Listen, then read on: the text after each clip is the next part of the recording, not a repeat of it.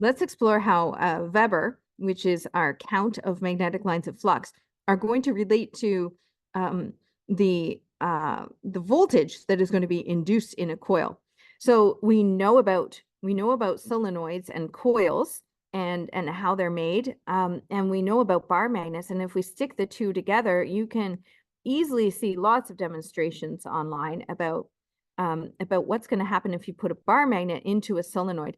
But let's look at it from our perspective of these lines of flux that we know and love. These lines of flux are sitting on the outside of this bar magnet, and they've been induced by just that ferromagnetic material, that exists in that bar magnet, but they're sitting out here. And as they get pushed through here, as they get pushed into this coil, as they get pushed into this coil, what happens is they intersect. They intersect with the coils itself. And where they intersect with the coils, where they cut through the coils, a current is induced. Where the electromagnetic field lines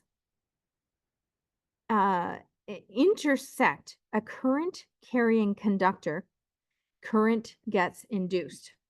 And this is just a diagram of how you can actually measure the magnetic field lines that are cutting through that solenoid. Why is this important? Because we actually define something else based on that relates electricity and magnetism. And that definition is quite important. By the way, this is called electromagnetic induction, which you can look up and see it in action in various ways. Very, very popular. Electromagnetic induction is something that is easy to demonstrate. A change of 1 Weber in each second in the magnetic flux, linking a single turn coil, induces an average electromagnetic force of, that's what we call a volt in the coil. Now, that's not what we're showing up here. We are showing 1, 2, 3, 4, 5, 6, 7 coils. So we have to show just 1 coil. Here's our 1 coil. Our 1 coil. It's going to go over here. 1 coil, single turn coil. And if we change 1 Weber per second, how do we change a Weber per second? A Weber is a count. It's a count, right? It's 10 to the 8 pieces of magnetic field line. It's 10 to the 8 field lines. How do we do a count per second? Well, we do a count per second by moving it in and moving it out.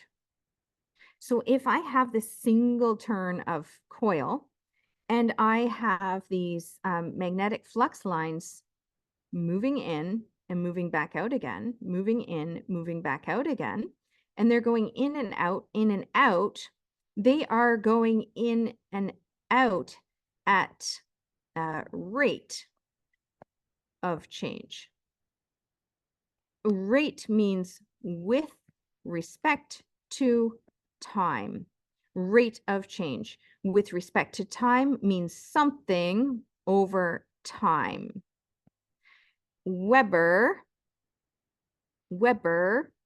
per second, something over time. So a change of 10 to the 8, a change of 10 to the 8, which is 1 Weber. 1 Weber is 10 to the 8. Counts of magnetic field lines. A change of 10 to the 8 magnetic flux lines in each second going across here is going to induce 1 volt in this coil.